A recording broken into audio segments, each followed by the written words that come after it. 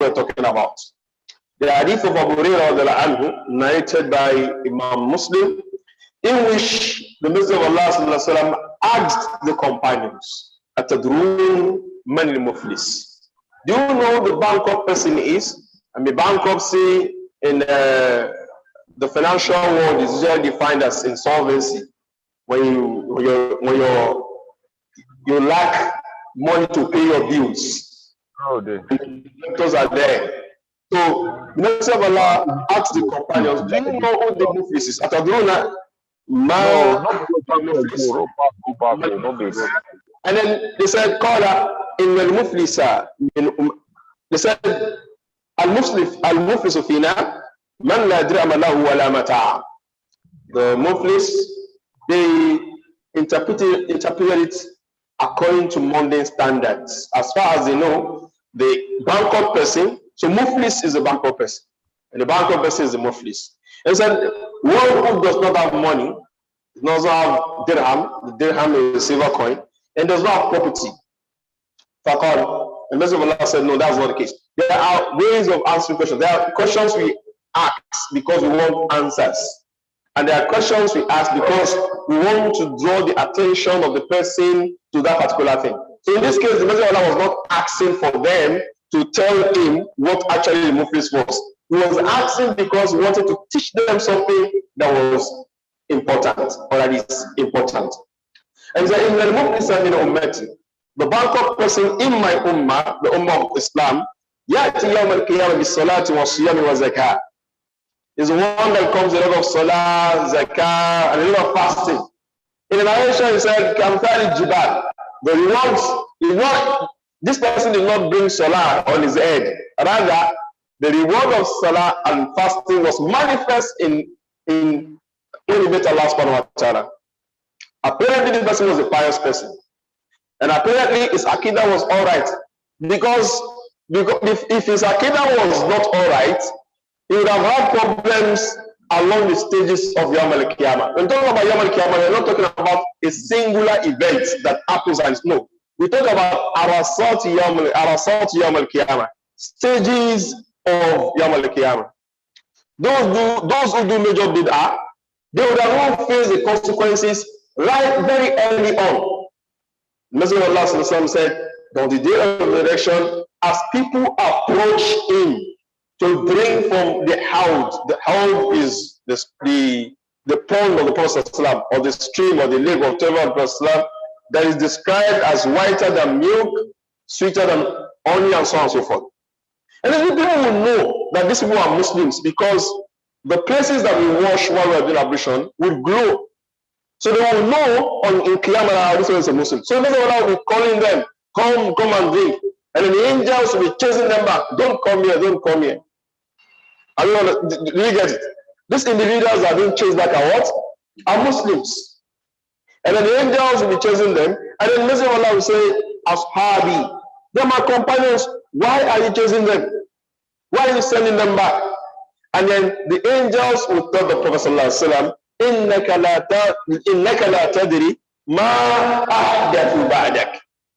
You don't know the major innovations these people did when you left them. And then he also said, so if that's the case, then stay away from him.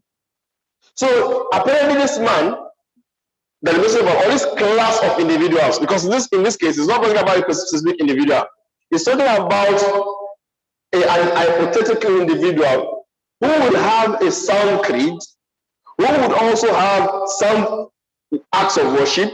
Because if you lack some act of worship, you will not see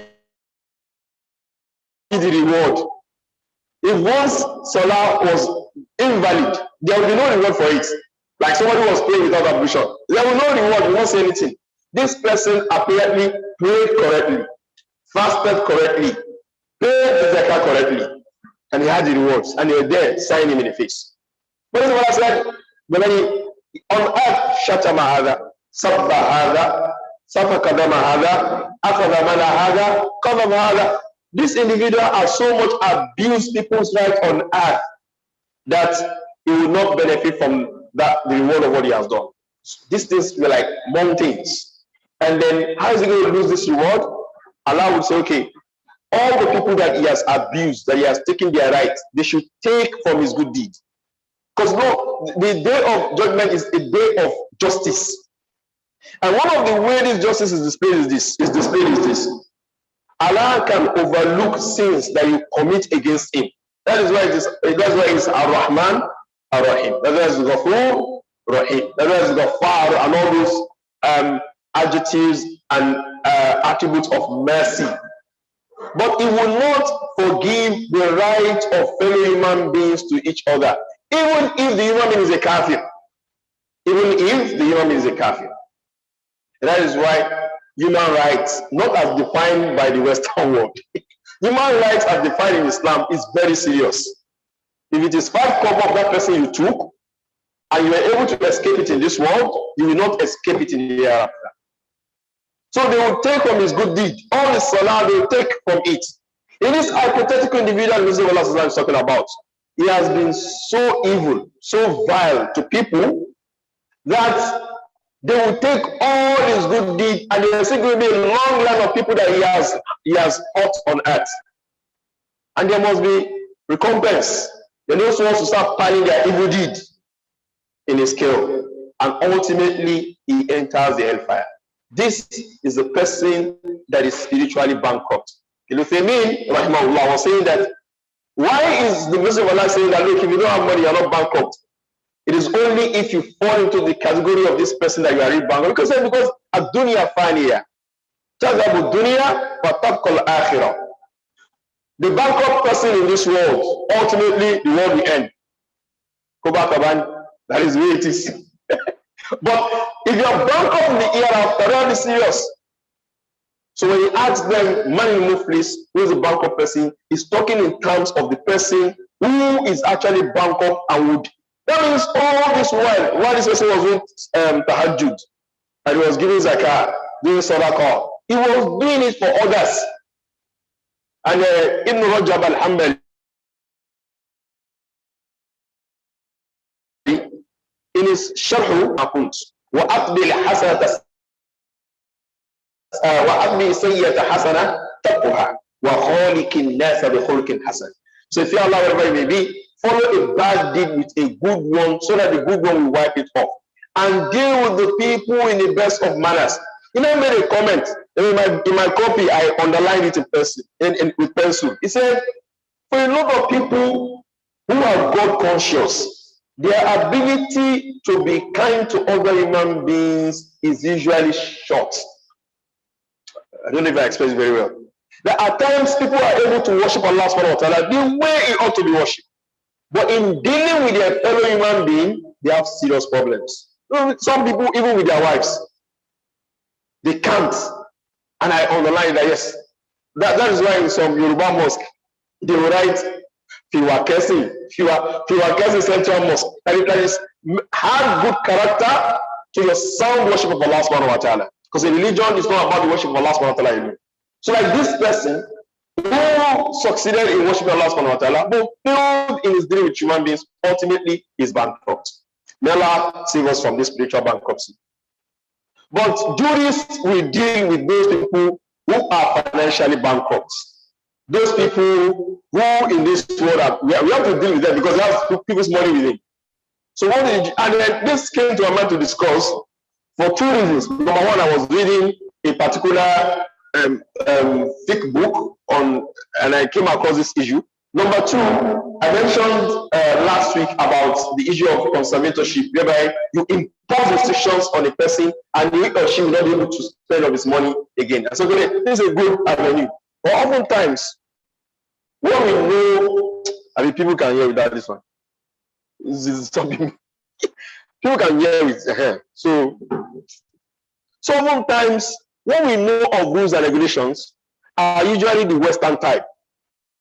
I mean, the colonialist came, even in the North. In the North, it's also very different because Uthman Dan Fodio, rahimahullah, was able to impose an Islamic culture. You understood certain things. The culture in itself was Islamic. Certain things you know by default. In Yoruba land, it's not like that. So the Islam was just growing and it's in pockets. It never saturated the entirety of the community. So in the north, you will still see that the culture is what? Is Islamic. Even if you don't see that pristine knowledge you find there. But the culture is Islamic. Like you find a lot of Arab lands. In the south is worse. In this state, the colonizer came and then he imposed the Western civilization on us. Now, for some of us, what is right and what is wrong is determined by our education. And the Westerners did not spend 20 years, 50 years. They spent hundreds of years. Like they were in Nigeria for several hundreds of years. Gave people their education, their way of life, and I don't know, if for me, I used to feel that there's no way you go to the Western system from primary school to the university, that it will always influence you. I just noticed that lawyers are argumentative. That thing is an accountant. Hey, you will have to make everything must be balanced. Usually that's the case. And also go to the sciences, especially medical doctors. When it comes to issues of empiricism, if you want to convince a medical doctor that there's gene possession, wallahi, even if the brother has beard, this gene is not wallahi, to be difficult. They will tell you, no, it is something and something. No, the brother says there's gene possession. So there's always an impact on this. So and that's also a lot of people who are elites. When you mention a 15-year-old getting married, they are like, are you mad? Because why? And that's a teenager, for God's sake. But there was no such thing, not only in Islam. It's not even an Islamic thing. In ancient times, you were either a minor or an adult. This is history. There was no such thing as you have a child, then which one comes first? Adolescent or teenager? Your teen. We have preteen, and then you have. And some of these people that they are calling preteen and teen, and they are doing stuff like that girl that they said they raped in Christland before things turned out. How old was she? So anyway, I came from. What you realize that their sense of morality, their sense of what is right and what is wrong is determined by what? By Western civilization. So that's why some of these rules, we should explain the way it is, and the way Islam, and then you see the beauty of the Sharia. So when people discuss this of Islam says you should cut people's hand, I have to be very confident, because at the end of the day, we start discussing it. You realize that the Islamic injunction is far more liberal than what you want. When you start discussing it, I don't be very confident, because on top of zina, that one you cannot. In fact, if one is not careful, it will seem as if you are encouraging it. I heard of a family, the woman was accusing her husband that you are doing this, and then the man said, "She mean said you should bring 4 witnesses." Where is your 4 witness? And where we should provide it? So if we go into the details, the nitty-gritty of how you establish zina against somebody, it's almost impossible. Almost impossible. In fact, the person who brings allegation will likely get 80 strokes of cane. So anyway, so what does bankruptcy mean as far as Islam is concerned? And we are not talking about spiritual bankruptcy here. We are not talking about the physical financial bankruptcy that people go through on earth here. Number one, it is allowed for us to borrow money, right? If we feel that I have a business, so I get money from people and I put into the business, I do the business, fine, there's nothing wrong with it. The Messenger of Allah sallallahu alaihi wasallam died, and he had gotten food stuff from a Jew, and he gave his armor as a what? As a, what do you call it? Collateral. Wrong. Okay, so it is allowed for what? Being indebted is not in any way or sense wrong. There's nothing wrong with it. However, scholars will say that you should, if you want to get money from people, it must not be with the intent not to pay. That is haram. You must not take money from people ala wajil israf. That look, you have a car, you have a Honda Civic owner that you are using. Your eyes now entered, somebody brought a Jeep. They say, I must buy this Jeep. Then you want to get money. That one is haram. Or you have one iPad that is not an old iPad. And Abu Zayd will say, take this one. And you don't have the money, then you want to, it is haram to seek for money, ala wajil israf aw ifsad, or to just destroy people's money. And you must have confidence. And I can't go to zone. You have a 60% confidence that I'm paying back. If these three things are not there, getting money from people is a very, very serious problem. In fact, if people died at the time of the Prophet ﷺ, and they were indebted to people, he will not pray over them. He will ask people, is he owing anybody? He say, yes, we will go and pray over him. He will not pay. He somebody came and meet him and said, if you do jihad fi sabilillah, all our sins will be forgiven. He said, yes, of course, except that if you are owing anybody, that debt will not be forgiven. So getting people's money for illegitimate reasons is not permissible. And of course, we need to discuss what israf is. Whatever is beyond what you need is israf. Like silly things people do. You are using an ordinary TV, a box, and you could watch the Champions League there. But because you went to your friend's house, your friend's office, and you was using a flat screen, that time the flat screen came out, and it was raining. They want to get a loan to buy flat screen. It doesn't make sense. So it is not allowed to seek for loans based on this. And the permissibility of loan is established in the Quran, Surah Al-Baqarah, verse 283. Allah says, Ya ayyalladhina amanu idha tadayatum bidayni ila ajalin musamma taktubuhu. If you seek dayn, that's what we call debt in Arabic. If you seek money from people for a particular thing, make sure that it is written. The Messenger of Allah also sought for loans. It also shows that it is permissible. As I said, it is not allowed for one to get money for things that are improper. However, later, the Messenger of Allah told people that whoever has a debt, he didn't take the money to swindle people, he got the money for the business and things went bad. So, man taraka daynan, so faliyatini, whoever became indebted and then died, those people who are his creditors, is that what you call it? They should come to me. Faliyatini fa'ana maulahu. I am responsible for that debt. So when people died then, subsequently, and then they were indebted, the Messenger of Allah will be the one to pay the debt. Right? He will be the one to pay the debt, and then he will pay over them. And he read the verse in Surah Al-Ahzab, An-Nabiyyu awla bil-mu'minina min anfusihim. An-Nabiyyu awla bil-mu'minina min anfusihim. So let me just digress a little. And if the time does not avail us, we may continue some other day.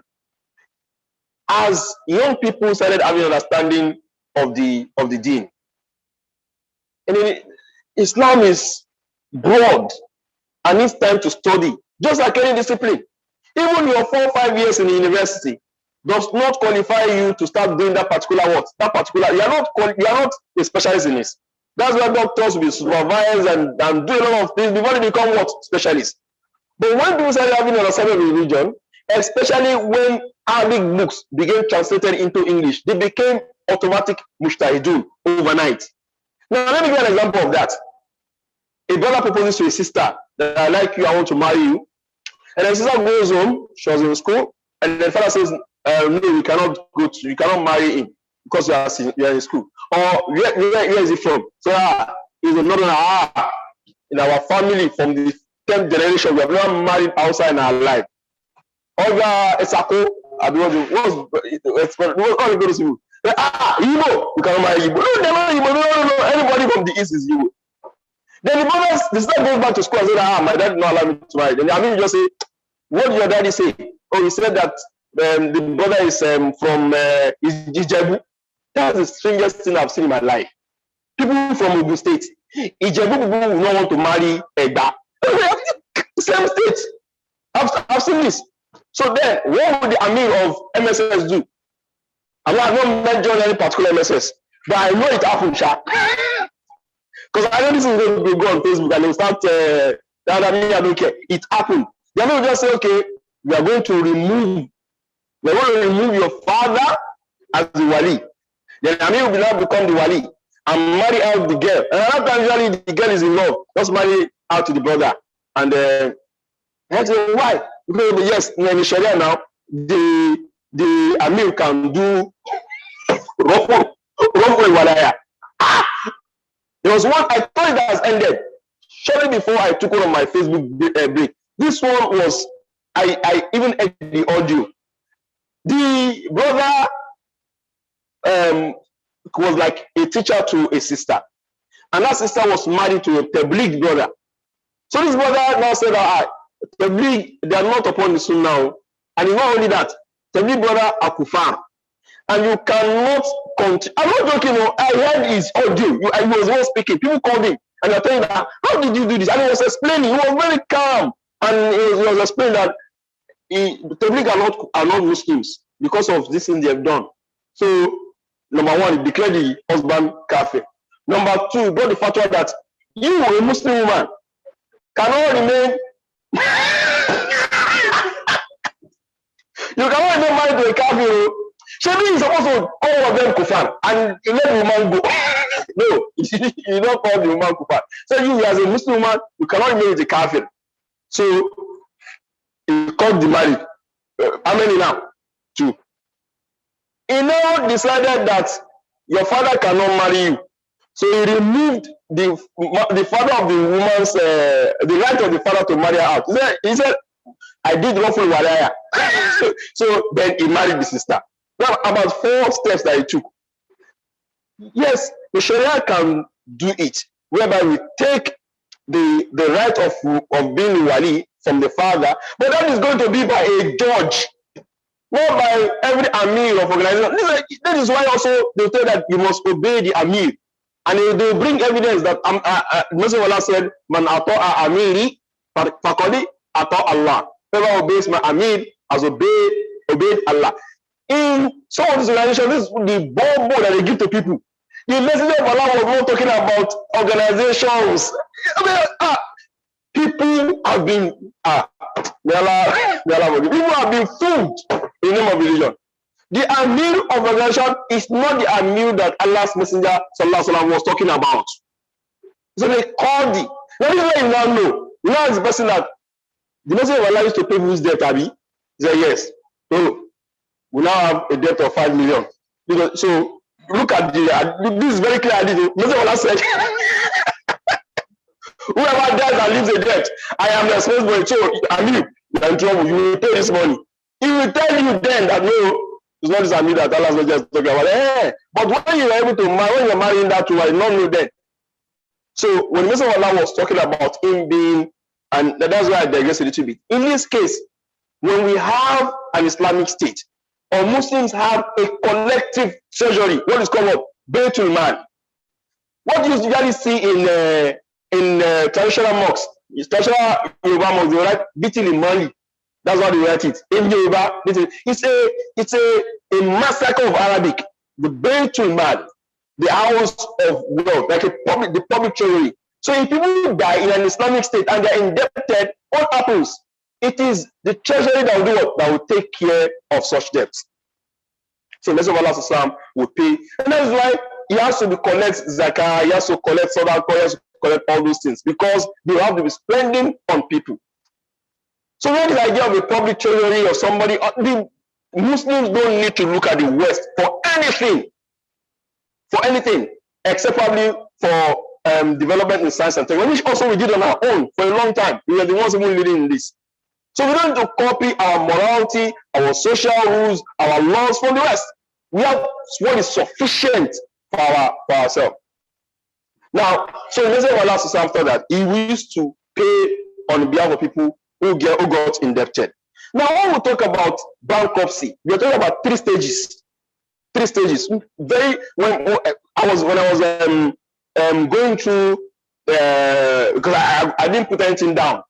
So, and I had some challenge. So I started in the car, I was reviewing this. I said the Islamic issue is very interesting. So it says about 3 stages. Number 1 is that when this person realizes that, yes, my debt is more than my what? There's a name in my assets. The entirety of what he has. He realizes that, my debt is either more or what? Or equal. At that time is deemed first level bankruptcy. First level bankruptcy. At that time, it becomes impermissible for him to do sadaqah. You cannot be owing people debt and then you are doing sadaqah. Which sadaqah are you doing? In fact, they say you cannot marry a second wife. You have one wife and you are owing people money, and then it's like, okay, I want to marry you. Which second wife are you marrying? Resolve your debt first. So first level, at this time, the jury said that when we talk about bankruptcy first level, إحاطة الدين بمال المدين سواء زاد عليه أو سواه. We are talking about one's asset being equal to his debt, or the debt even being more. So you will not be allowed to give sadaqah, to give charity. It would be allowed to buy and sell. That you are buying, you are selling, you are still doing business. First stage bankruptcy, you can still buy and sell. Second stage bankruptcy is when debtors come. Their debt, it was time for him to pay, and he could not. And the debtors, call them Goroma. They come around and say, look, is it debtors or creditors? Creditors, right? They come around and say, okay, you, man, you are owing us money. And he could not pay. Kiyamu, the second stage, we call it at-taflisu al-aham. Kiyamu al-ghurama alayhi. When the creditors come around, and then he doesn't have money to pay the debt he has. In this case, they will prevent him from any transaction at all. All financial transactions will not be able to do. They can even decide that he should be imprisoned. Mu'adh ibn Jabal anhu bought, did a particular transaction. I think he bought some crops, and then the business went bad. And in fact, the people that he was indebted to were Jews. So when he brought in the Prophet ﷺ, Muslim Allah asked people to give him sadaqah. They gave Mu'adh, but the sadaqah people gave to him was not even sufficient to take care of the debt. And then he had to sell all his property to pay his debtors. He said, after you have done that, then you do not have any other thing to do with it. As for the third stage bankruptcy, this is when the issue is taken up to the qadi, to the judge. And this person will take all this, the person who is owing, the debtor, they will take all his property and sell it. Everything he has, and sell it. The jury say, if he has clothes that he wears on Jum'ah, that's how they reach it in their book. If you have clothes that he wears for Jum'ah, you know, on Jum'ah people wear new dresses. It should show that yes, there's nothing wrong if you have beautiful dresses, expensive dresses to wear on Jum'ah. So we'll look at those Jum'ah wears that he has. If they have high quality, we'll sell them and buy lower quality for him to be managing. If he has a duplex, we'll get him a room and parlor, self-contained, manage it, we'll sell the rest to pay the debtors. If he has books, so I said, some of the scholars, even within the school of the Maliki, they said, his religious books, we also sell them, even if he needs them, because the argument was that, look, can we sell the books? Because he needs to be revising these books. And some said, no, sell the books. Ordinary knowledge is supposed to be memorized. So your books are supposed to be like something like a key point that you want to revise. And some said, no, these days, people's memorization is not as it ought to be. So we will leave the books with him. Because ordinarily, if this person adds what he was using to make money, like a organizer's machine, like his hammer, we will not sell these things because we still want individual to survive. So when we are selling, we will only sell those things that does not need for basic existence. So we will not sell all of his property. We will leave something for him. We will not sell the clothes he has on his back. We will not ask him to divorce his wife. In fact, they say that you cannot force him to go and work. And you cannot decide that, okay, we're going to put you into compulsory labor. I didn't get a lawyer. I would have asked them, how does secular law handle some of these things? So I know people go to jail because they are owing people money. So when we talk about the Sharia being merciful, then some of these laws, these are some of the ways you realize that, no, the Sharia is very merciful. So we say all these things that does not need. And then the people who are creditors will share these things. If after selling his property, he did not take care of the entirety of the debt.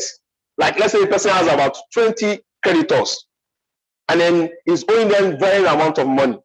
And after selling his property, he was only able to pay probably 20% of the money he's owing. So what do we do about the remaining 80%? Tell them, well, after we have sold everything, there's nothing we can do. And that 20%, people will share it in accordance to the ratio of their money. I don't know if it's clear. So if it's owing people, let's say ratio 50, 30, 20, that's 100. The person is owing 20 with 20 over 100 times what? The money that they've got it. This is how they will share it. After they've shared it, that is the end. There's nothing we can do again. So now, what if the person has money? So the Jew said, and we look at the money he has. If this money he has was money that grew organically, that is the only way I can explain it. Like somebody gave him a gift, or somebody close to him was wealthy died, and then he inherited from that person, or he got somebody killed somebody in his family, and then he collected blood money. He cannot say he will not collect blood money there. So you know when we talk about although our homicide, you killing somebody, that especially if it's out of error, the family have three options. You can they have two options. You collect the blood money or you overlook. In that case, you cannot say you overlook because you are owing people money. You must collect the blood money. So if you acquire money through these ways, we'll call the creditors again.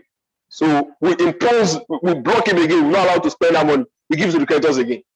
But if he started trading afresh and he got money from that, we cannot get his money again.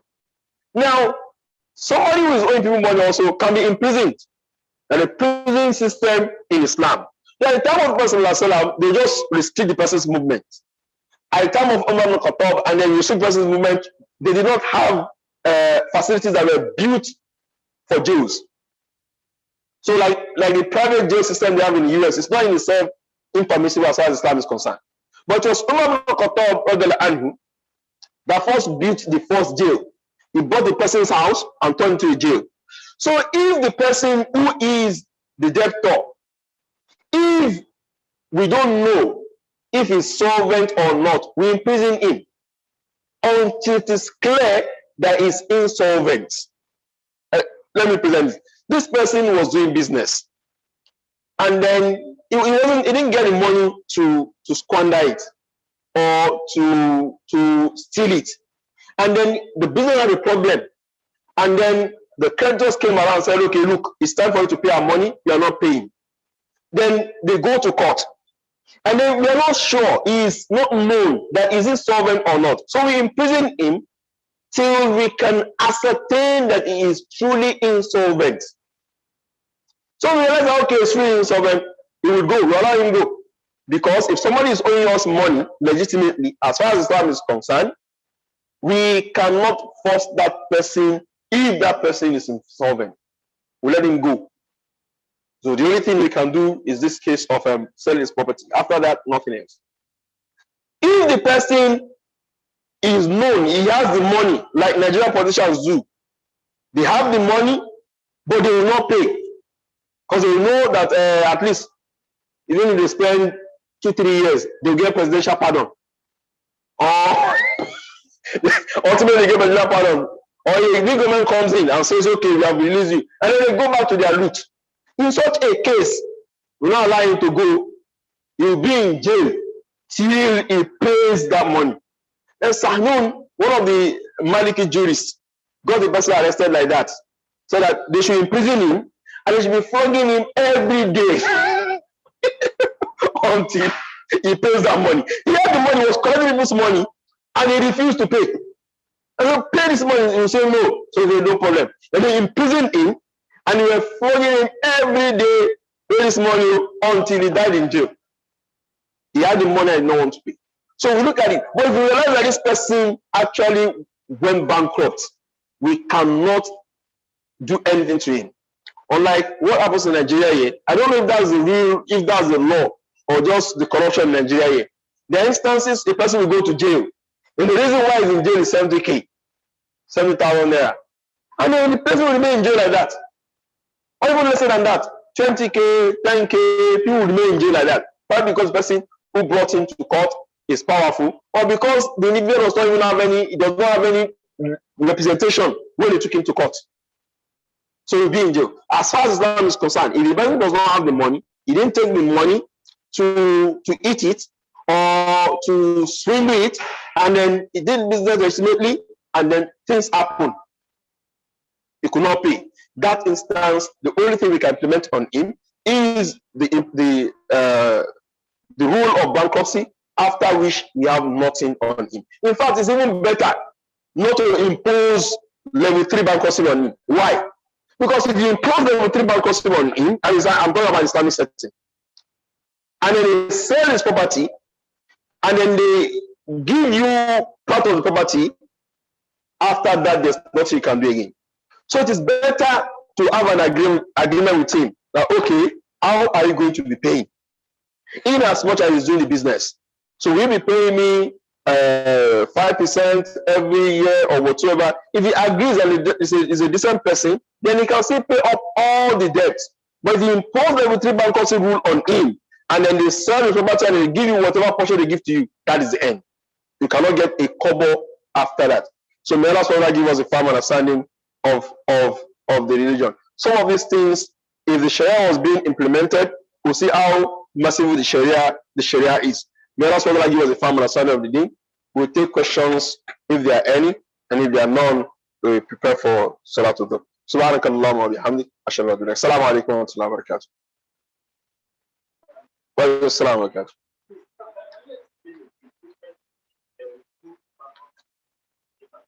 Okay. At level 2, Tafsir al-Am, at Tafsir al-Am, the creditors come around, or the creditor, and they realize that this person, the money he has is not sufficient to pay his debt. And then he will not be able to spend anything. He will be blocked from any financial engagement, whether sadaqah, whether buying or selling. So that's level 2. For level 3, they go to court, and then the judge would take possession of that person's property and share it to the creditors. So that's the difference. By level 3, the judge is taking possession of this person. This person is declared bankrupt, and then they take possession of all property he has, and this property are shared between the creditors. So that's the difference. I think in I don't know how it operates. They will file for bankruptcy, and I don't know what happens subsequently. Give us a short, the big picture. What happens after they file for bankruptcy? What happens? Okay, and then they pay the okay.